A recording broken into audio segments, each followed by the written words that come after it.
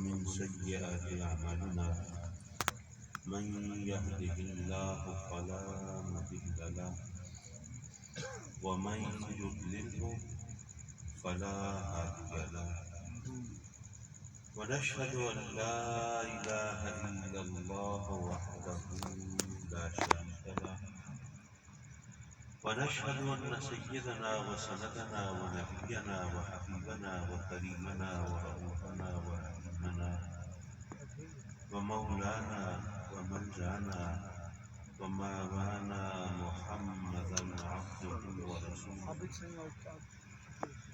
أما بعد فأعوذ بالله من الشيطان الرجيم بسم الله الرحمن الرحيم ومن يعظم شعائر الله فإنها من تقوى القلوب صدق الله مولانا العلي العظيم وصدق رسوله النبي الأمين ونحن على ذلك لمن الشاهدين والشاكرين والحمد لله رب العالمين. سبحان اللہ. میر محفل صدر مجلس صاحب سجادہ شیخ طریقت حضرت قبلہ پیر خالد سلطان صاحب سروری قادری دامت برکاتہ العالیہ اور میرے انتہائی محترم و کرم فرما اور آستانہ عالیہ شرقپور شریف سے حضرت قبلہ صاحبزادہ میاں جلیل احمد صاحب شرقپوری دامت برکاتہ العالیہ اور میرے کرم فرما و مہربان حضرت پیر سید محمود احمد حسنین پیر پشاوری صاحب اسلام آباد سے جلوہ فکر ہوئے اور علامہ محمد سجاد فاروقی صاحب جھنگ کے جماعت اہل سنت کے آرگنائزر اور حضرت علامہ غلام مرتضیٰ ساجد البادری صاحب میرے کرم فرما اور صاحبزادہ ڈاکٹر عابد سلطان صاحب صاحبزادہ فیض سلطان صاحب ذی وقار و ذی احتشام مہمانان گرامی اور مکرم و معزز حاضرین محفل، میں حضرت قبلہ صاحبزادہ خالد سلطان صاحب کا دل کی گہرائی سے شکر گزار ہوں، ممنون احسان ہوں کہ آپ نے مجھے ہمیشہ کی طرح عزت دی اور رب کائنات اپنے کرم سے آپ کی عزت کو دوبارہ فرمائے آمین. اور بزرگوں کے صدقے میں ہمیں جو عزت ملتی ہے اللہ تعالی ہمیں اس کا بھرم رکھنے کی توفیق عطا فرمائے. یقیناً صاحب عرس شیخ المشائخ حضرت قبلہ سلطان سخی سلطان غلام میران رحمۃ اللہ تعالی علیہ ونور اللہ مرقدہ، ان سے ہمارے گھرانے کا بہت گہرا تعلق، ان کی شفقتیں، ان کی محبتیں، ان کی عنایتیں، بس کہتے ہیں کہ نعمت کا صحیح احساس تبھی ہوتا ہے جب اس سے محروم ہو جاتا ہے. سبحان اللہ. تو جب وہ پردہ فرما گئے تو اب آنکھیں ایسے چہروں کو ڈھونڈتی ہیں، اب ان کو کھوجتے ہیں، تلاش کرتے ہیں، لیکن وہ ہستیاں پھر نظر نہیں آتی. رب کائنات ان کے درجات بلند فرمائے اور ان کے فیوز و برکات کو ان کی نیک اولاد کے ذریعے جاری و ساری رکھے. آمین. ظاہر ہے کہ جہاں تک صاحب عرس کی شخصیت کا، ان کے علم و عرفان کا، ان کے زہد و تقویٰ کا، ان کی عبادت و ریاضت کا، ان کے شب و روز کی کیفیات کا تعلق ہے تو میں آپ کی معلومات میں کوئی اضافہ نہیں کر سکتا، کیونکہ آپ نے ان کو مجھ سے زیادہ قریب سے دیکھا ہے. مجھے اگر اس مبارک کی محفل میں ذکر کرنا ہے تو بندے اور رب کے رشتے کے حوالے سے، سبحان اللہ. کہ وہ جو ہمارا رب ہے، پروردگار ہے، پالنہار ہے، جس کے کلمہ کن سے کائنات وجود میں آئی ہے، جب وہ چاہتا ہے تو اپنے بندوں کو کس طرح سرفراز فرماتا ہے. سبحان اللہ. سبحان اللہ. میں ایک چھوٹا سا واقعہ سناتا چلوں سندھ کے ایک شہر سے میں سوار ہوا ٹرین میں اتفاق سے واپس ملتان آنے کے لیے. جب ٹرین پہ سوار کرا رہے تو دوست اس وقت تو میں لوگوں کے ہجوم میں تھا، آس پاس دیکھ نہیں پایا. جب ٹرین چلی ہے اور سی آف کرنے والوں کا مجمع چھٹا ہے تو اس وقت جب میں نے آس پاس دیکھا تو جو چہرے نظر آئے ان کو دیکھ کے محسوس ہوا کہ ان کا عقیدہ کچھ اور ہے. آپ نے محسوس کیا ہوگا کہ جن کا عقیدہ درست نہ ہو ان کے چہرے چغلی کھاتے ہیں. بے شک اللہ تو طبیعت میں ایک کبیدگی تو ہوئی، لیکن سوچا کوئی بات نہیں، سفر ہے، کٹ ہی جائے گا. بے شک تو ان میں سے ایک صاحب وہ مجھے غالباً جانتے تھے، مجھ سے کہنے لگے کہ آدمی صاحب یہ بتائیے آپ کا قرآن پر ایمان ہے؟ میں نے سوچا کہ اگر کسی مسلمان سے پوچھا جائے کہ اس کا قرآن پر ایمان ہے یا نہیں ہے تو یہ سیدھی سادی اشتعال انگیزی ہے، غصہ دلانے والی بات ہے. تو یہ صاحب مجھے غصہ دلا کر کوئی الو سیدھا کرنا چاہتے ہیں. میں نے بھی سوچا کہ الو سیدھا ہو یا ٹیڑھا ہو، ہوتا تو الو ہی. تو چلیے پھر ان سے انہی کے انداز میں بات کی جائے.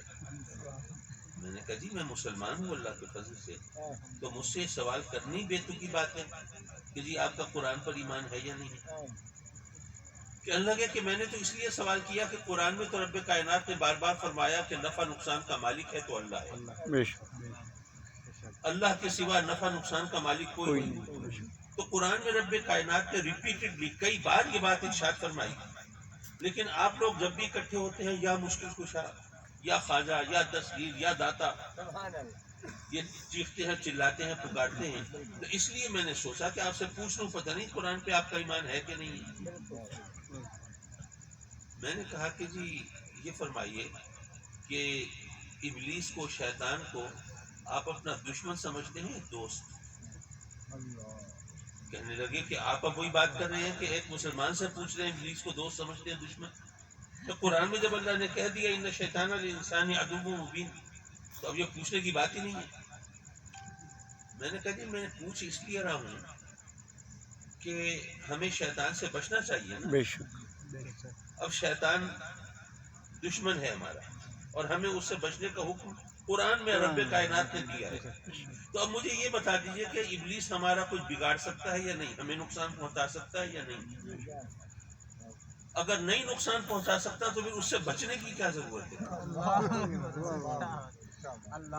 ایک دشمن ہو اور بیکار ہو، دشمن ہو ناکارہ ہو، دشمن ہو بے بس ہو، دشمن ہو لاچار ہو، کچھ نہ کر سکتا ہو تو پھر اس سے بچنے کی کیا ضرورت ہے؟ پھر تو موقع اچھا ہے، اگلے پچھلے بدلے چکا لیجیے اور آستینیں چڑھائی اور پھر پڑی. جی بے شک لیکن ابلیس ہمیں نقصان پہنچا سکتا ہے، اسی لیے تو رب کائنات نے ہمیں اس سے بچنے کا حکم دیا. اور یہ کہانی بھی اس وقت سے شروع ہوتی ہے نا جب سیدنا آدم علیہ السلام کو رب کائنات نے تخلیق فرمایا اور حکم دیا کہ آدم کو سجدہ کرو، فسجدوا الا ابلیس تمام فرشتے سجدریز، ابلیس اکڑا کھڑا رہا. تو رب کائنات نے ابلیس سے سوال کیا اور میں یہاں اس وقی مجمع میں عرض کروں گا. اور ویسے حضرت قبلہ خالد سلطان صاحب کا کرم ہے کہ رات کے اس پہر انہوں نے آپ کو یہاں دیہات میں جگایا ہوا ہے، جبکہ آپ دن بھر سفر کر کے تھکے ہارے، آپ کی حالت بدلی ہوگی اور ایسے میں کوئی لمبی چوڑی تقریر کرنا آپ کے صبر کو آزمانے والی بات ہے. لیکن آپ تسلی رکھیں، انشاءاللہ میں اپنی گفتگو کو بہت جلد سمیٹ لوں گا. حضرات مکرم، کائنات کی پہلی عدالت سج رہی ہے جس میں ابلیس ملزم کے طور پہ حاضر ہے اور مسند انصاف پر خود رب کائنات جل رہی ہے. ابلیس حکم عدولی کر چکا، نافرمانی کر چکا، رب کائنات کا حکم ماننے سے انکار کر چکا، لیکن رب کائنات نے اس کو فوراً سزا نہیں سنائی بلکہ اس کو صفائی کا موقع دیا. پہلا اصول انصاف کا مقرر فرمایا اور ہمیں بتایا کہ اے لوگوں یاد رکھو، میرے بندو یاد رکھو، چاہے ملزم کے طور پر ابلیس ہو اور مسند انصاف پر خود رب کائنات ہو جس سے کچھ چھپا ہوا نہ ہو، وہ نیت بھی جانتا ہو، عمل بھی جانتا ہو، ظاہر بھی جانتا ہو اور باطن بھی جانتا ہو، جو دکھاتے ہو وہ بھی، جو چھپاتے ہو وہ بھی، وہ سب کچھ جانتا ہو، لیکن اس کے باوجود وہ سزا نہیں سناتا جب تک کہ ملزم کو صفائی کا موقع نہ دے دے۔ اس کو صفائی کا موقع دیا۔ جب تجھے میں نے حکم دے دیا تھا سجدہ کرنے کا، تو پھر تجھے سجدہ کرنے سے کس چیز نے روکا؟ واہ واہ، اچھا، مجھے ایک صاحب بتا رہے تھے کہ آج کل ٹی وی پر ایک پروگرام چل رہا ہے، کون بنے گا کروڑ پتی۔ وہ بتا رہے تھے کہ جناب وہ اس میں اگر سوالوں کے جواب دے دیں تو بڑی خطیر رقم انعام میں ملتی ہیں، اور اس کے اندر کمال یہ ہے کہ اس پروگرام میں یہ بھی آپشن ہوتا ہے کہ اگر آپ کوئی سوال کا جواب دینے میں مشکل محسوس کر رہے ہیں تو کسی دوست سے پوچھ بھی سکتے ہیں، کوئی آپ کو لائف لائن بھی مل سکتی ہے، کچھ ایسی صورتیں بھی بنتی ہیں۔ رب کائنات نے ابلیس کو لائف لائن دی ہے یار، وہ رحمان و رحیم ہے نا، اس کی رحمت اس کی باقی صفات پر حاوی ہے، اس نے ابلیس پر بھی اپنی رحمت کا اظہار فرمایا۔ ممکن ہے کہ بات ذرا آپ کو عجیب لگے، ابلیس پر رحمت اللہ کی بات سمجھ میں نہیں آئی۔ آپ دیکھیے کہ رب کائنات نے اس کو اشارہ دیا کہ اے ابلیس تو نے سجدہ نہیں کیا۔ اب یہ مت کہنا کہ جی میں بڑا عابد ہوں، زاہد ہوں، زمین آسمان کا کوئی چپا ایسا نہیں ہے جہاں میں نے سجدے نہ کیے ہوں، اور یہ آدم کی تو ابھی تخلیق ہوئی ہے، اس نے تو ابھی ایک سجدہ بھی نہیں کیا، تو میں اتنا عبادت گزار ہو کر، اتنا نیکوکار ہو کر میں اس آدم کو سجدہ کیوں کروں؟ اے ابلیس یاد رکھنا، سجدہ عبادت اور ریاضت یا عظمت کی وجہ سے نہیں ہوتا۔ یہ بات ذرا آپ کو عجیب لگ رہی ہو تو سن لیجیے، مسجد اقصی کی طرف پہلے ہم منہ کر کے سجدہ کرتے تھے نا، بے شک، آج اگر کریں تو کیا جائز ہے؟ کیا مسجد اقصی کی عظمت میں کوئی کمی ہو گئی ہے؟ عظمت تو اسی طرح ہے، لیکن سجدہ جائز نہیں۔ کیوں؟ اگر سجدہ عظمت کی وجہ سے ہوتا تو عظمت تو اس کی برقرار ہے، پھر آج بھی سجدہ جائز ہونا چاہیے۔ سجدہ عظمت کی وجہ سے نہیں ہوتا، اللہ کے حکم کی وجہ سے ہوتا۔ اللہ نے فرمایا ما منعک اللہ تسجد اذ امرتک، جب میں نے امر کر دیا، جب میں نے حکم دے دیا تو پھر تجھے کس چیز نے روکا؟ اچھا، اگر سجدہ عظمت کی وجہ سے ہوتا تو قرآن کہتا ہے کہ سیدنا یعقوب علیہ السلام نے سجدہ کیا حضرت یوسف علیہ السلام کو۔ اب علماء سے پوچھئے مرتبہ کس کا بلند ہے؟ حضرت یعقوب کا، لیکن سجدہ حضرت یعقوب کر رہے ہیں اپنے بیٹے حضرت یوسف کو۔ یا اس بحث کو ایک بات پہ ختم کر دیں، بتائیے اللہ کی عظمت میں کبھی کمی ہو سکتی ہے؟ ممکن ہی نہیں، ظاہر ہے وہ رب کائنات قادر مطلب جو چاہے سو کرے، لیکن جب کوئی سورج نکل رہا ہو یا غروب ہو رہا ہو یا زوال کا وقت ہو، اس وقت کوئی سجدہ کرنے کے لیے کھڑا ہو نماز پڑھنے، جو مسئلے سے واقف ہے وہ روکے گا کہ نہیں؟ کیوں روکے گا؟ وہ کہے کہ جناب میں اللہ کو سجدہ کرنے لگا، بتوں کو تو نہیں کر رہا، آپ کی پرستش تو نہیں کر رہا، چاند سورج کے سامنے تو نہیں جھک رہا، میں تو رب کی بارگاہ میں سجدہ ریز ہو رہا ہوں، پھر کیوں روکتے ہو؟ تو اس سے کہیں گے کہ بھائی سجدہ اللہ کا حکم ہے کہ اس وقت مجھے بھی سجدہ نہ کرو، سجدہ اللہ کے حکم کی وجہ سے ہوتا ہے۔ تو اللہ نے ابلیس کو بھی اپنی رحمت سے حصہ عطا فرمایا کہ جب میں نے حکم دے دیا تھا پھر تجھے سجدہ کرنے سے کس چیز نے روکا؟ لیکن اس نے چونکہ راندہ درگاہ ہونا تھا، اس نے وہی راگنی علافی انا خیر منہ، میں آدم سے بہتر ہوں، خلقتنی من نار و خلقتہ من طین، مجھے آگ سے بنایا اسے خاک سے بنایا، میں ناری ہوں، میں خاکی کو سجدہ کیوں کروں؟ اگر آپ غور فرمائیں تو سوال و جواب کی گنجائش ابھی بھی تھی۔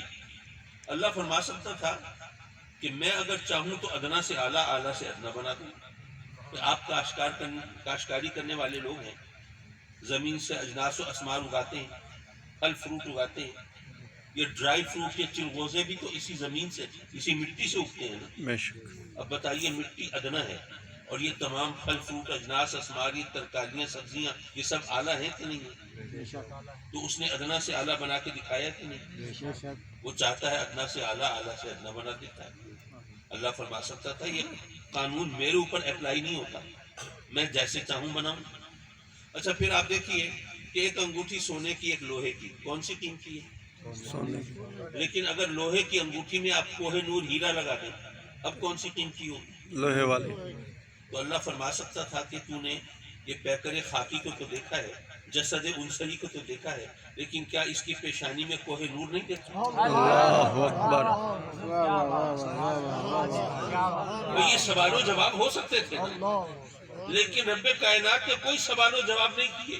گویا یہ فرمایا کہ اے ابلیس تو نے میرا حکم ماننے سے انکار کیا، میں نے تجھے مہلت دی، تو نے میری نافرمانی کی حکم عدولی کی، میں نے تجھے مہلت دی، صفائی کا موقع دیا، لیکن اب تو کہتا ہے کہ تو آدم سے بہتر ہے، تو میرے نبی کی شان میں گستاخی کرتا ہے. تو نبی کا گستاخ ہو، اس سے سوال و جواب نہیں ہوتے. رسول میں موت بھی قبول ہے. اس سے نہیں پوچھا جاتا کہ تو نے یہ بات کیوں کہی، نہیں. اس کے لیے سنت الہی یہ ہے کہ اس کو یہ کہا جاتا ہے تو مردود ہے، ملعون ہے، راندہ درگاہ ہے، جنت سے نکل جا.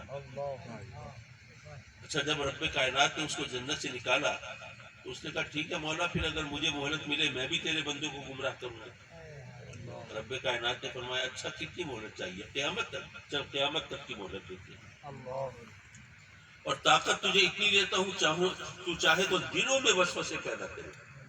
کوئی معمولی طاقت ہے دلوں میں وسوسے پیدا کرنا؟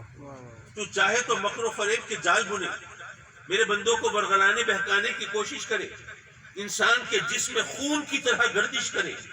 نہ شیطان یجری من الانسان مجرۃ. تجھے طاقت اتنی دیتا ہوں کہ دلوں میں وسوسے پیدا کرے، مکر و فریب کے جال بنے، تو انسان کے جسم میں خون کی طرح گردش کرے، لیکن جو میرے ہیں ان پر تیرا داؤ نہیں چلے. حضرات محترم، ابلیس کو تھوڑی طاقت نہیں ہے، کتنی طاقت ہے، کس نے دی ہے؟ اللہ نے. حضرات محترم، ابلیس جو ہے یہ اللہ کا دوست ہے یا دشمن ہے؟ دشمن. ظاہر ہے اسے دوست تو نہیں کہہ سکتے بھائی، دوست تو ولی کو کہتے ہیں نا. اب ابلیس کو میرا خیال ہے اللہ کا ولی تو کوئی بھی نہیں مانتا ہوگا.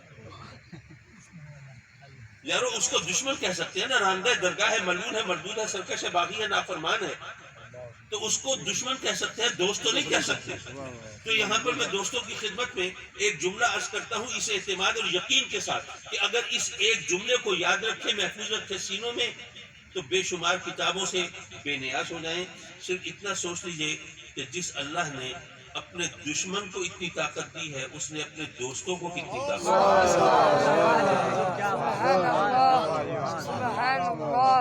عظمت و شان اولیاء، عظمت و شان اولیاء، فیضان اولیاء، فیضان اولیاء، نعرہ سلطانیہ. یارو قرآن پڑھتے تو ہم بھی ہیں، پڑھتے تو وہ بھی ہیں، لیکن فرق پڑتا ہے نقطۂ نظر سے، آدمی کس زاویے سے دیکھتا ہے. یہاں پر مجھے وہ ایک واقعہ یاد آیا جو بڑا دلچسپ واقعہ ہے. ایک پاکستانی، آج کل جس طرح ہمارے ہاں حالات ہے، غربت ہے، بے روزگاری ہے، اور مہنگائی اور حالات خراب ہیں، ہر ایک بیچارہ ملک سے باہر جانے کی فکر میں ہے. تو ایک پاکستانی کو اتفاق سے کوئی لاٹری نکل گئی اس کی، اور وہ انگلینڈ کا ویزا لگ گیا. اب وہاں پہنچا تو اس کے پاس اتنے وسائل نہیں تھے کہ علیحدہ سے رہائش رکھ سکتا. تو اس نے ایک انگریز جوڑے کے پاس پیئنگ گیسٹ کے طور پر رہائش رکھی. پیئنگ گیسٹ تو پتہ نہیں آپ سمجھتے ہیں یا نہیں، یعنی آپ کسی کو پیسے دے کے اس کے مہمان بن گئے. کبھی میرا خرچہ ورچہ میں ادا کرتا ہوں، لیکن میں کسی ہوٹل میں نہیں ٹھہر رہا، آپ کے گھر پہ ٹھہر رہا ہوں، آپ کو اس کی قیمت ادا کرتا ہوں. تو ایک انگریز جوڑے کے گھر پیئنگ گیسٹ کے طور پہ رہائش رکھ لی. اس جوڑے کا ایک بچہ تھا 9-10 سال کا.